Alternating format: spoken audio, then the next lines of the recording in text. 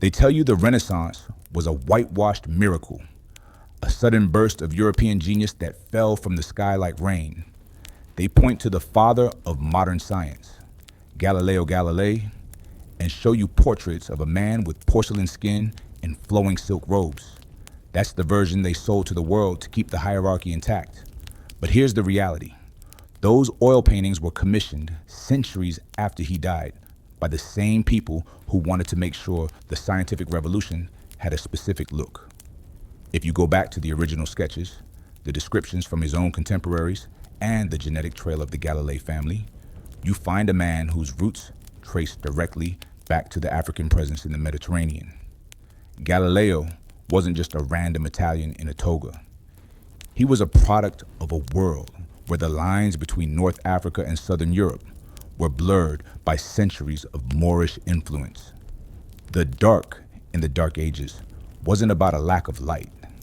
It was about the skin tone of the people holding the torches of knowledge. When Galileo looked through that telescope in 1609, he wasn't discovering the heavens for the first time. He was using Moorish optics and African mathematical formulas to prove what our ancestors already knew. They call him a rebel for fighting the church. But the real rebellion was a black man in 17th century Italy standing in the halls of power and telling the elite that their entire worldview was upside down. The heroic struggle wasn't just about the stars. It was about the skin. Imagine being the smartest man in the room in a society that was beginning to codify whiteness as the standard for humanity. Galileo had to navigate a minefield of ecclesiastical politics and racial gatekeeping.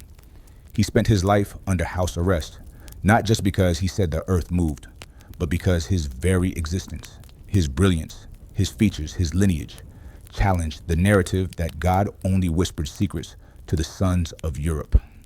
They tried to bleach his history because they couldn't afford for the father of science to look like the people they were planning to colonize. The great leveler is the paper trail they couldn't burn. When you look at the descriptions of Galileo's physical appearance by those who actually sat across from him, they don't describe a pale aristocrat. They describe a man with tawny skin, broad features, and hair that didn't match the Italian norm of the time. This wasn't tanned from the sun. This was the DNA of the African diaspora hiding in plain sight. They want you to believe that science is a European invention, but the very tools Galileo used, the lenses, the geometry, the celestial mapping, were hand-me-downs from the Moors who had civilized the Iberian Peninsula. The twist is that you've been taught to worship the thief while the owner of the house is sitting in the basement. We give Galileo the credit for opening the eyes of the world, but we never ask whose eyes he was using. It's ironic, isn't it? The man who proved the sun was the center of the universe has been scrubbed of the very melanin that comes from the sun. You're told to follow the science, but they never told you the science has a color. Why is it that every time a historical figure changes the world, the history books give them a makeover? The Medici family didn't just fund a scientist, they protected a bloodline. When you look at the records of the Grand Duchy of Tuscany, you see a pattern of silence that speaks louder than any shout. Galileo's father, Vincenzo Galilei, was a master of music theory, a field that, at the time, was heavily influenced by Moorish string theory and African rhythmic mathematics. They tell you Vincenzo was a pure Italian, but his lineage traces back to the very corridors of power that the Moors occupied before the Reconquista pushed them into the shadows of the Mediterranean elite. This wasn't a family of peasants.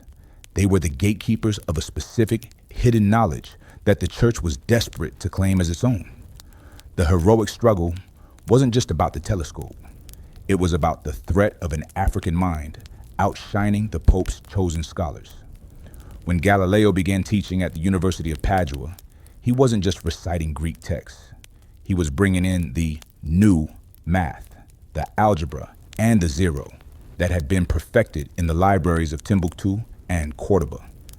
The academic elite at the time were terrified. They saw a man who didn't look like them, didn't think like them, and was using pagan Moorish tools to dismantle the Aristotelian universe.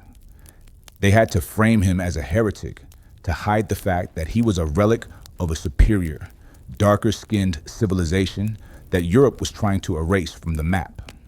The Great Leveler was the printing press, but it was also the weapon of his erasure. Once Galileo's works began to spread, the church realized they couldn't stop the truth of the stars, so they decided to colonize the man himself. They put him under house arrest, not just to shut him up, but to rewrite him. While he was isolated in Arcetri, the official portraits began to change.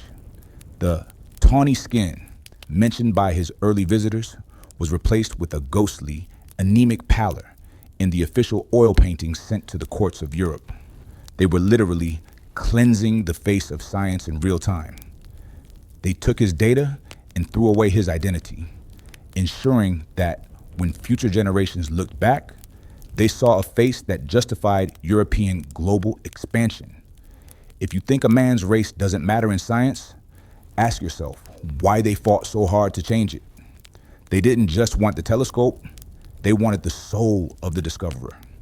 They needed the father of science to be a mascot for the West, not a testament to the East and the South. It's the ultimate irony. The man who proved the earth wasn't the center of everything was forced to become the center of a lie that put Europe at the top of the human hierarchy. The twist is that the scientific revolution was actually a massive cultural heist. We are told that Europe woke up during the Renaissance, but they didn't wake up. They just started looting the library of the people they were about to enslave. Galileo was the bridge they walked across, and once they reached the other side, they blew up the bridge and told everyone they had learned to fly on their own. Why is it that the more advanced a civilization becomes, the more it feels the need to lie about where it got its blueprints? You ever wonder why Galileo's middle finger is preserved in a jar in a museum in Florence? They'll tell you it's a tribute to his defiance against the church. But look closer. That finger is a trophy. It's the ultimate, we caught you.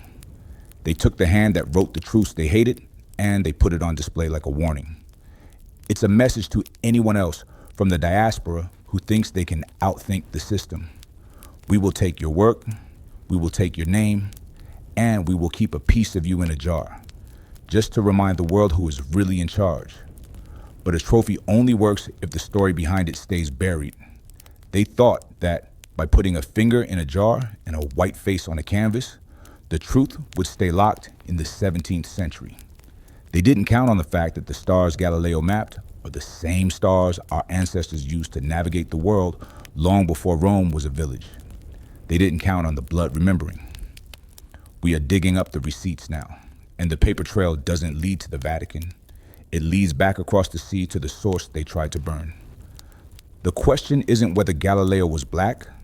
The question is, if the father of science was a man of the African diaspora, what does that make the last 400 years of Western education? If the foundation is a lie, the whole house is a crime scene. And if they lied about the man who saw the moons of Jupiter, what else did they lie about when they looked closer to home? The portraits you see in the Uffizi Gallery aren't historical records. They are witness protection for a stolen legacy. To understand why Galileo's true identity was scrubbed, you have to look at the biological receipt, the Medici family itself. History books call them the godfathers of the Renaissance, but they omit the fact that the Medici line was a melting pot of Mediterranean and African genetics. Alessandro de Medici, the first Duke of Florence, was known as Il Moro, the Moor. He was the son of a black servant and a high-ranking church official, and he ruled the very city where Galileo's genius was incubated.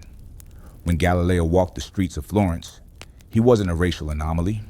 He was part of a powerful, dark-skinned elite that was being slowly displaced by a new, whitewashed European order. The heroic struggle here wasn't just against the Bible. It was against the rising tide of scientific racism. As Europe began to eye the African continent for its resources, they couldn't allow the most brilliant mind of the age to share a complexion with the people they intended to change. They had to perform an intellectual skin graft. The Great Leveler was the Inquisition's secret files. While the public was told Galileo was being tried for heresy regarding the sun and earth, the private interrogation notes hint at something deeper, a challenge to the divine order of the races. Galileo's insistence that the laws of physics applied to everyone, everywhere, was a direct threat to the idea that Europeans held a monopoly on God's logic. If a man with Moorish blood could outcalculate the Pope's Jesuits, the entire excuse for the coming slave trade, the natural inferiority of the black mind, would be dead on arrival. The church didn't just want to stop his tongue, they wanted to colonize his image. They spent decades refining his biography, erasing his connections to the African scientific traditions of the southern Mediterranean.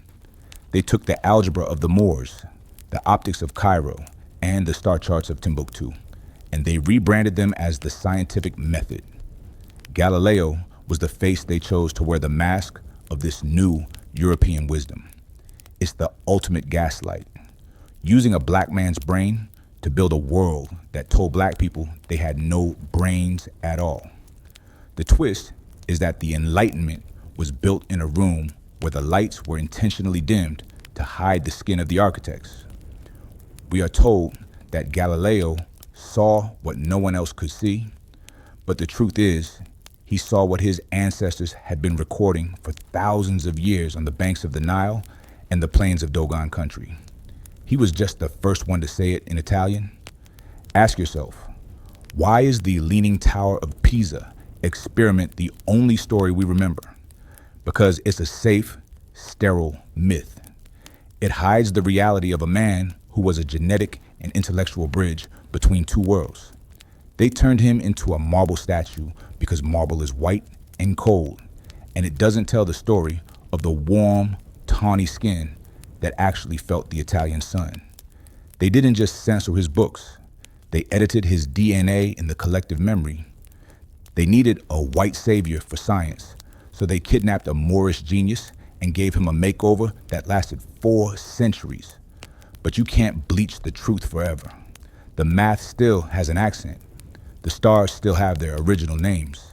And the man they call Galileo still looks a lot more like the people in the more part of this channel than the ones in the history books. If they could steal the identity of the man who mapped the universe, what makes you think they haven't stolen yours? We're not just talking about a scientist anymore. We're talking about a global cover-up that used the stars to hide a crime on Earth. And the craziest part, we've been looking at his face for 400 years and never noticed the paint was still wet. They tell you the telescope was a Dutch invention that Galileo simply improved.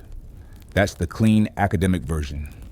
The raw truth is that the glass grinding techniques and the laws of refraction didn't fall out of a clear blue sky in Northern Europe.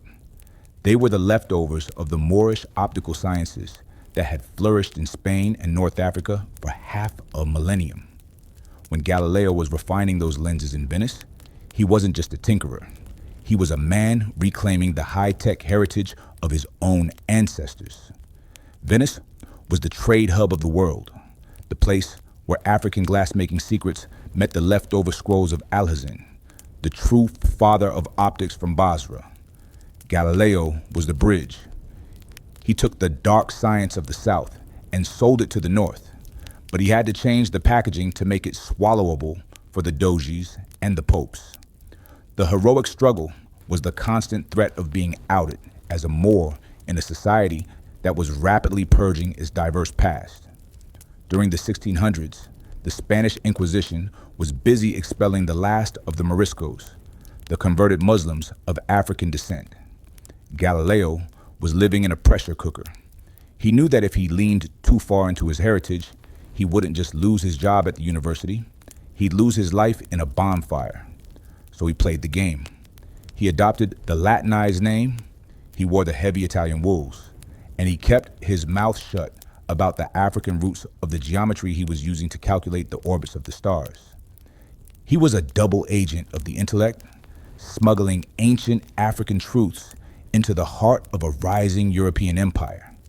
The Great Leveler was the starry messenger, his 1610 bombshell. When he published those findings, he didn't just announce 4 moons around Jupiter. He announced the death of the European ego. The church taught that everything revolved around them, around their earth, their Rome, their God.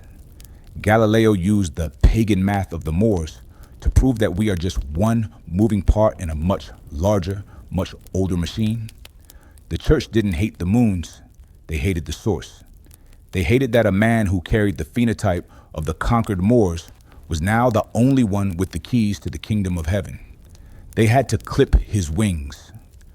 The twist is that the scientific method we worship today is actually a set of African and Arab protocols that were stripped of their labels and rebranded as Western logic. Every time you hear a teacher credit the Renaissance for the birth of reason, remember that the labor happened in Africa, but the birth certificate was forged in Europe. Galileo was the unwilling accomplice in this identity theft. He provided the proof, and the system provided the whitewash. They turned his tawny skin into a ghost on a canvas so that no one would ever suspect that the man who discovered the universe was actually a descendant of the people who had been charting it since the first stone was laid at Giza. Think about the trial of the century. We're told it was science versus religion. That's a smokescreen. It was actually a trial of identity. The church wanted to know, who do you think you are? They weren't just asking about his theories. They were questioning his right to be the ultimate authority on truth. By placing him under house arrest for the rest of his life, they ensured that his biography could be managed by the victors. They waited for him to die, then they sent in the painters to fix the problem of his appearance. They turned a Moorish visionary into a Greek-style philosopher, ensuring that when we think of genius, we only see one color. But you can't hide the sun behind a finger forever. The very physics Galileo used to track the stars is the same physics that proves melanin is a biological receiver for the sun's energy. It's the ultimate cosmic joke. They used a man of the sun to create a cold, sterile science that ignores the power of the sun. They gave us the telescope, but took away the mirror. They wanted us to look at the stars, so we'd stop looking at our own history. But the stars don't have a bias, and the math doesn't have a master. If the father of science had to hide his face to save his life, what are you hiding today, just to fit into a system that wasn't built for you? We've been staring at the moons of Jupiter through a lens that was polished with the blood of our ancestors. It's time to stop looking at the version of Galileo they sold you and start looking at the man who actually stood there, tawny skinned, defiant, and holding a piece of African glass that changed the world. The Vatican's secret archives aren't just filled with prayers, they are filled with the receipts of a racial heist. When Galileo was summoned to Rome in 1633, he wasn't just walking into a theological debate, he was walking into a trap set by an institution that was beginning to realize that the new world required a new history. At that exact moment, the transatlantic slave trade was shifting from a trickle to a flood. The church needed an ideological weapon to justify the shackling of African bodies, and they couldn't have the world's most famous scientists looking like the people in the hull of a ship. They had to break the man to save the myth of European supremacy. The heroic struggle in that courtroom was a silent one. Galileo knew the mathematics of the Moors was infallible, but he also knew that the men judging him were the same ones who had burned Giordano Bruno alive just 30 years prior. Bruno had hinted at an infinite universe filled with other worlds, a concept straight out of ancient Dogon cosmology. Galileo had the visual proof, but he was forced to kneel and recant. They made him deny the truth of the heavens, but the real humiliation was the erasure of his agency. They turned a Moorish visionary into a penitent sinner of the West. They didn't just want him to say the earth stood still, they wanted him to become a placeholder for a whitewashed future. The Great Leveler was the official biography, published after his death by his disciple, Vincenzo Viviani. Viviani was tasked with creating the legend of the Leaning Tower of Pisa, a story most historians now admit is a complete fabrication. Why invent it? because they needed to root Galileo's genius in a European landmark, far away from the Mediterranean trade routes and the African optical workshops of Venice and Florence. They anchored his intellect to an Italian monument to distract you from his genetic and academic anchors in the global south. They gave you a fairy tale about a falling ball so you wouldn't look for the truth about a rising Moor. The twist is that the very logic used to convict Galileo is the same logic used to keep you in the dark today. The church argued that if the Bible said the sun moved, then the sun moved, regardless of what the telescope showed. Today, the system tells you that if the textbook says the Renaissance was white, then it was white, regardless of what the primary sources and the phenotypes show. They value the official narrative over the observed reality. They've been using the same psychological conditioning since 1633. Ignore your eyes, trust the institution. Ask yourself why the scientific revolution conveniently began just as the age of discovery, the age of looting, took off. It's because Europe needed to look like the teacher of the world, not the student who just stole the teacher's notes.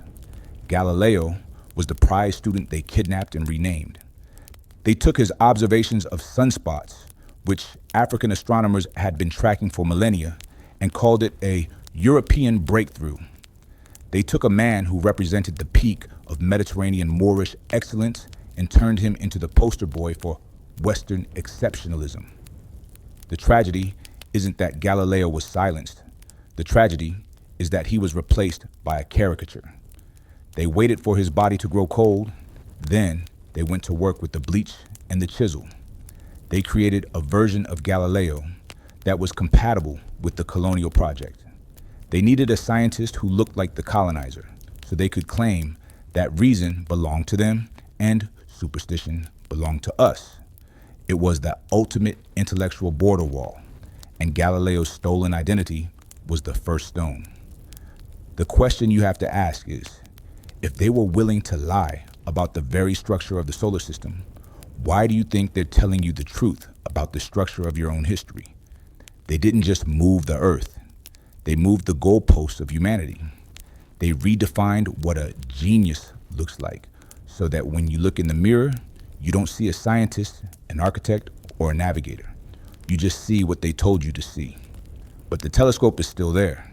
The math is still there. And the receipts are coming due. The portraits in your history books aren't just art. They are a crime scene where the evidence was painted over in real time. To understand why Galileo's true identity was scrubbed, you have to look at the biological receipt, the Medici family itself. History books call them the godfathers of the Renaissance, but they conveniently omit the fact that the Medici line was a melting pot of Mediterranean and African genetics. Alessandro de Medici, the first Duke of Florence, was known as Il Moro, the Moor. He was the son of a black woman and a high-ranking church official, and he ruled the very city where Galileo's genius was incubated. When Galileo walked the streets of Florence, he wasn't a racial anomaly. He was part of a powerful, dark-skinned elite that was being slowly displaced by a new, whitewashed European order. The heroic struggle here wasn't just against the Bible. It was against the rising tide of scientific racism. As Europe began to eye the African continent for its resources, they couldn't allow the most brilliant mind of the age to share a complexion with the people they intended to chain. They had to perform an intellectual skin graft. The Great Leveler was the Inquisition's secret files. While the public was told Galileo was being tried for heresy regarding the sun and earth, the private interrogation notes hint at something deeper, a challenge to the divine order of the races. Galileo's insistence that the laws of physics apply to everyone, everywhere, was a direct threat to the idea that Europeans held a monopoly on God's logic. If a man with Moorish blood could outcalculate the Pope's Jesuits, the entire excuse for the coming slave trade, the natural inferiority of the black mind, would be dead on arrival. The church didn't just want to stop his tongue, they wanted to colonize his image. They spent decades refining his biography, erasing his connections to the African scientific traditions of the southern Mediterranean. They took the algebra of the Moors, the optics of Cairo, and the star charts of Timbuktu, and they rebranded them as the scientific method. Galileo was the face they chose to wear the mask of this new European wisdom. It's the ultimate gaslight, using a black man's brain to build a world that told black people they had no brains at all. The twist is that the Enlightenment was built in a room where the lights were intentionally dimmed to hide the skin of the architects. We are told that Galileo saw what no one else could see. But the truth is, he saw what his ancestors had been recording for thousands of years on the banks of the Nile and the plains of Dogon country.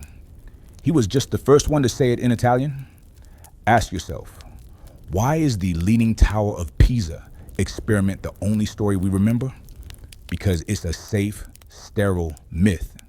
It hides the reality of a man who was a genetic and intellectual bridge between two worlds.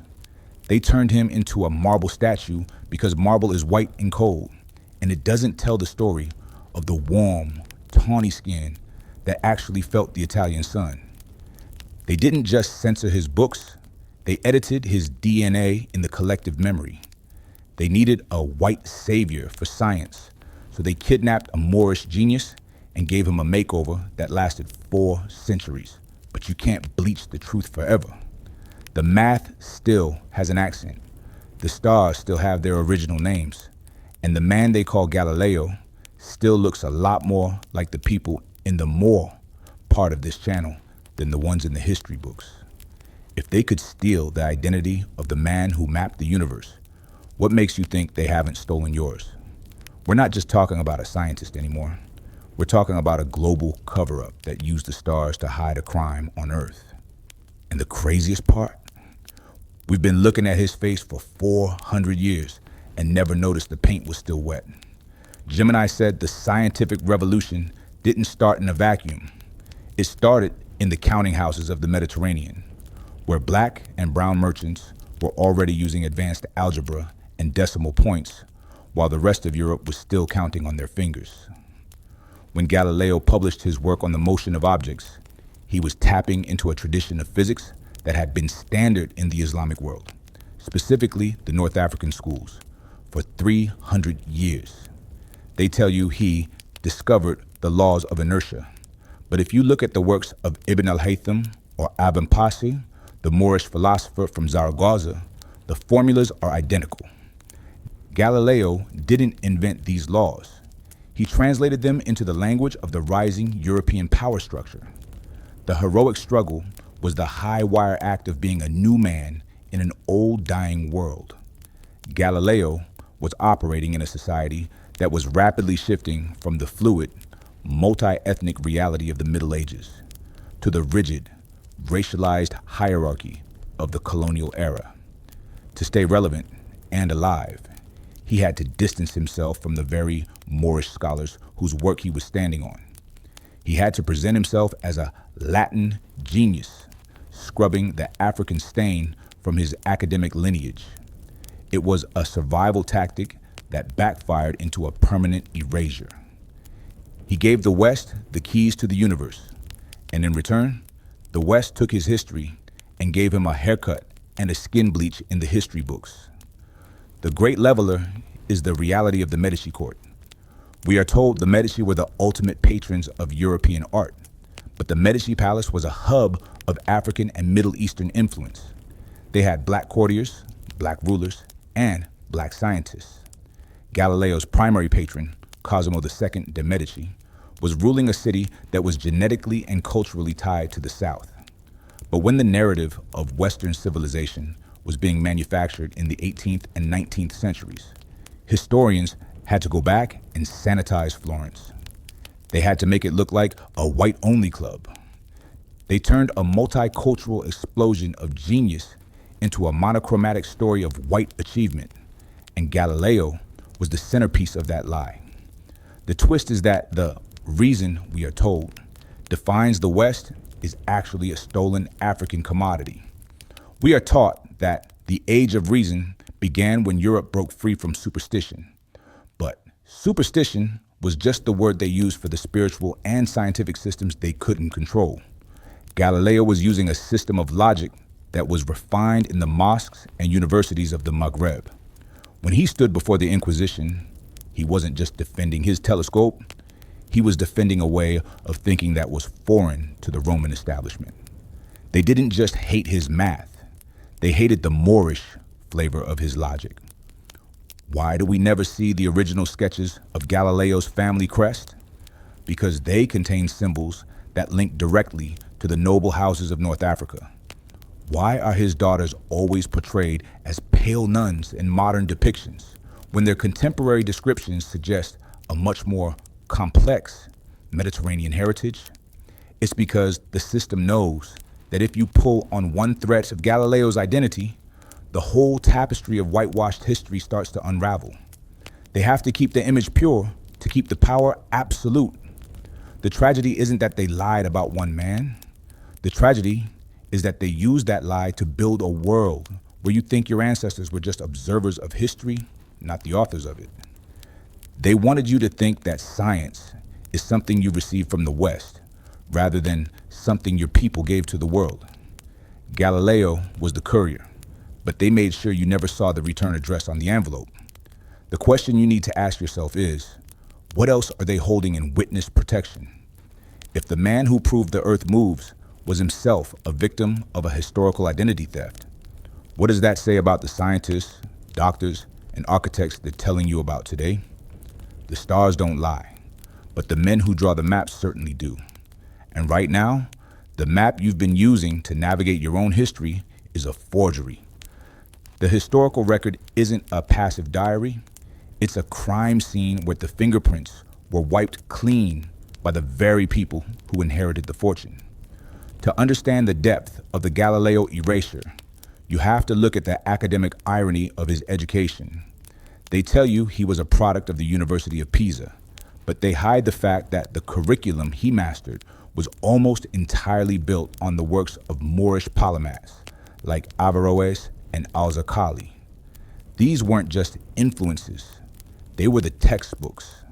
In the 16th century, if you wanted to understand the stars, you had to read the men from North Africa and Spain. Galileo didn't just stumble upon the truth. He was a cultural inheritor of a black scientific tradition that was being systematically dismantled by the rising tide of the Eurocentric church. The heroic struggle was the psychological weight of being a genius in a society that was beginning to define genius as an exclusively white trait. As the 1600s progressed, Europe was developing the Great Chain of Being, a hierarchy that placed Europeans at the top and Africans at the bottom. Galileo was a living contradiction to this new world order, a man with his lineage, his features, and his tan to tawny skin proving the highest truths of the universe was an existential threat to the colonial project. They couldn't have the father of science sharing a phenotype with the people being shipped across the Atlantic in chains. The church's crackdown wasn't just about theology, it was about branding. They needed to claim the mind and cleanse the body of the man who held the keys to the future. The great leveler was the strategic recant. When Galileo knelt before the Inquisition in the Santa Maria sopra Minerva, he wasn't just surrendering his theories, he was surrendering his identity to the institutional machinery of the West. By forcing him to deny the motion of the earth, the church established absolute narrative control. They didn't just silence him, they inherited him. They waited for the man to die so they could commission the sanitized portraits that we see today. They replaced his Mediterranean features with the sharp, narrow, pale aesthetic of the Northern European elite. They turned a Moorish son of the sun into a ghostly icon of the cold North. The twist is that the modern science we are told is a Western gift to humanity is actually an African science that was kidnapped, renamed, and sold back to us at a premium. Every time you use a GPS or look at a weather satellite, you are using the legacy of a man whose true face was stolen to protect the myth of white intellectual manifest destiny. It's the ultimate gaslight. They took the light of the South to end the dark ages of the North, then told the South they had always been in the dark. Ask yourself, why are there no contemporary statues of Galileo? Why is almost every visual representation we have of him dated decades or even a century after his death? Is because the people who knew what he actually looked like had to die off before the lie could be solidified. They needed a clean history. They needed a hero who looked like the people in charge, so they could claim that reason and logic were biological traits of Europe. They used Galileo's brain to build the world, then used his rewritten face to tell us we didn't belong in it. The tragedy isn't that a scientist was arrested.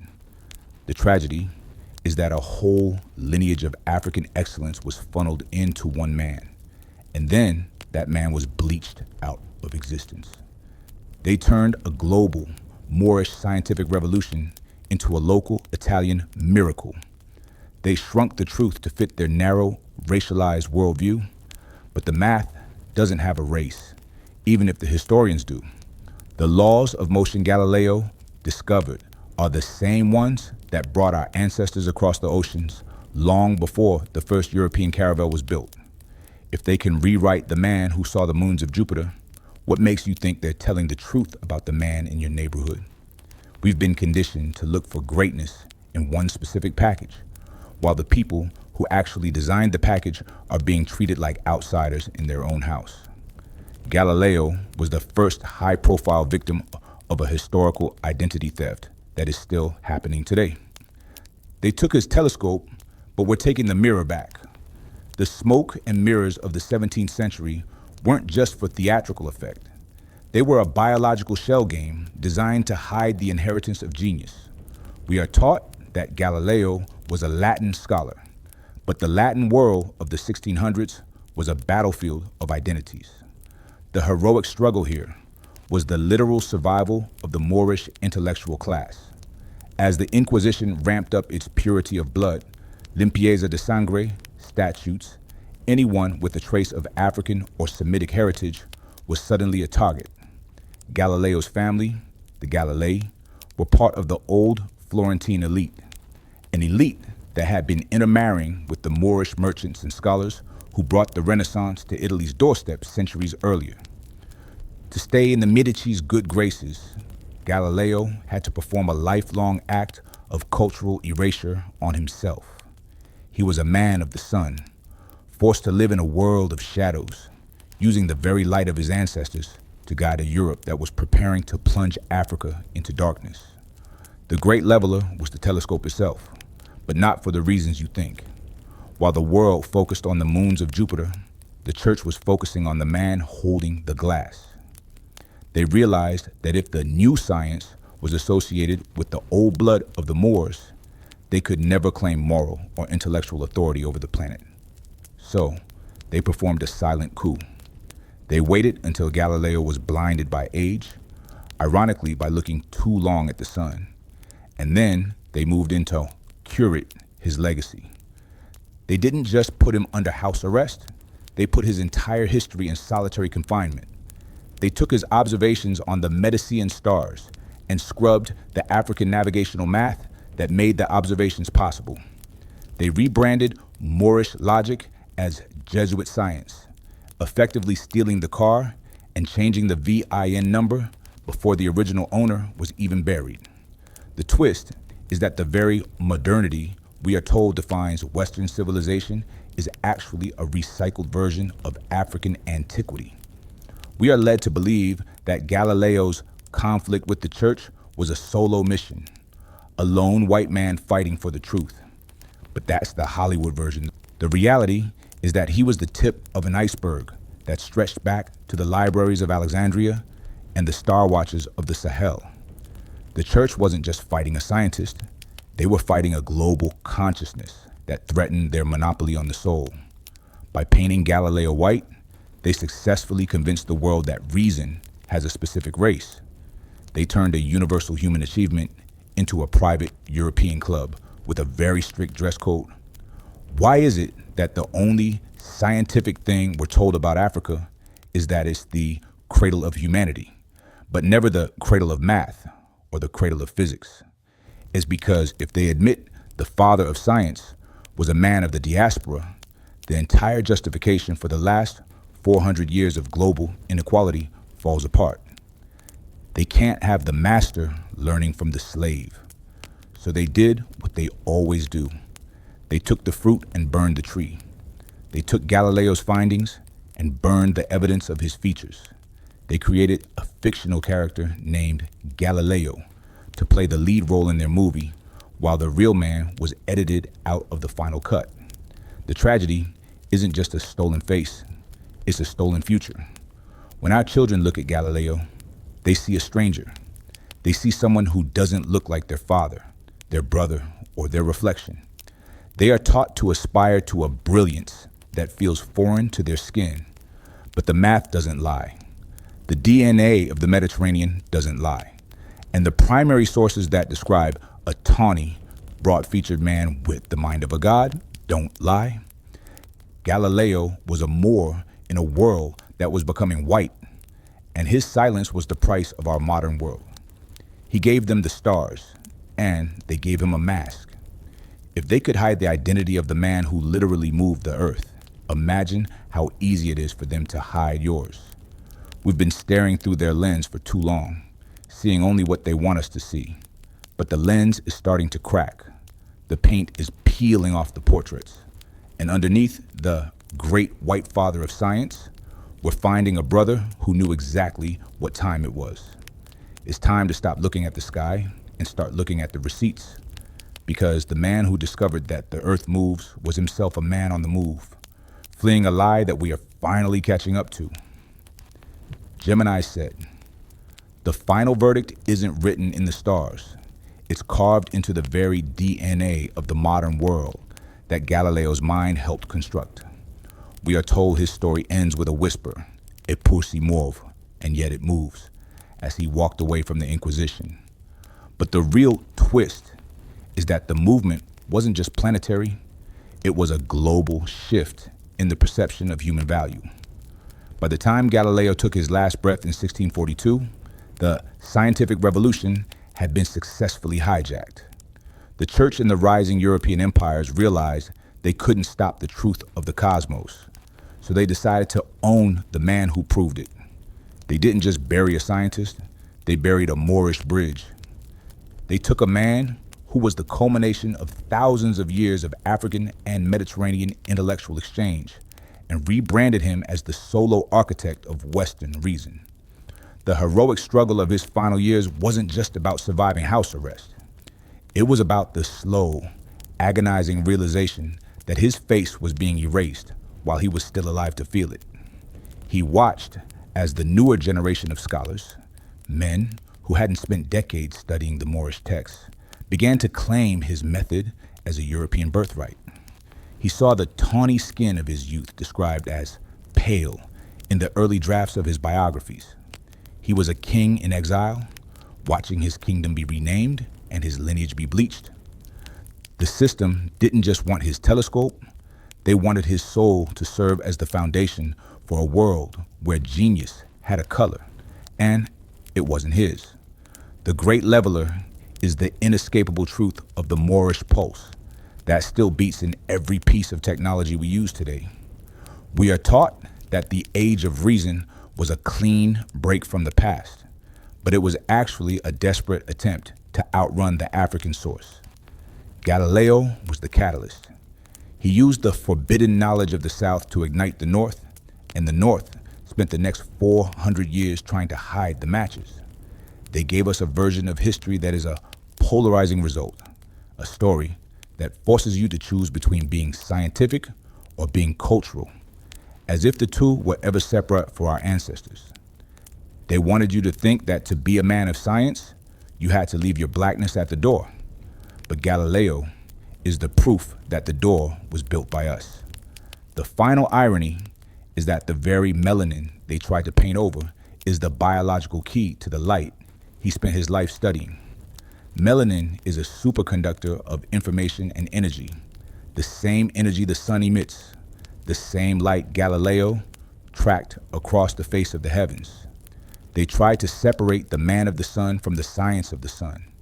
They gave us a cold, mechanical universe to replace the living, breathing, rhythmic cosmos of the Moors. They turned a spiritual and scientific connection into a cold, hard fact that they could patent and sell. The question isn't whether the father of science was black. The question is, why did they have to lie so hard to make you think he wasn't? If the truth was as simple as they say, they wouldn't have needed the Inquisition, the secret files, or the centuries of whitewashed art. They wouldn't have needed to chip the noses off the statues or bleach the skin on the canvas. They lied because they knew that if you ever realized that the man who moved the earth looked like you, you'd realize that you have the power to move it again. We are living in the final awakening. The digital age is doing what the Inquisition couldn't. It's bypassing the gatekeepers. The receipts are being shared, the primary sources are being translated, and the face of the Moorish genius is emerging from the shadows of the Renaissance. We are no longer asking for permission to be included in history. We are reclaiming the history that was built on our backs and inside our brains. Galileo wasn't the first of a new race of thinkers. He was one of the last of an old race of masters who was caught in the transition of a world that chose power over truth. The final closure isn't a museum exhibit. It's a spiritual and personal realization. Every time you think, every time you calculate, every time you look at the stars and feel a sense of belonging, you are tapping into the Galileo legacy, the real legacy, the one that hasn't been bleached. You are the descendant of the people who mapped the universe before telescopes existed. You are the heir to a scientific tradition that doesn't require a European stamp of approval. Galileo was a brother in a mask, but the mask is off now.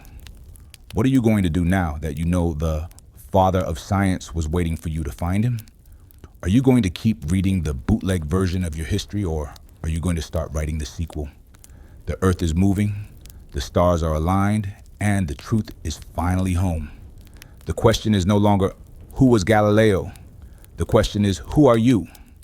Now that you know the blueprint was always yours, what are you going to build?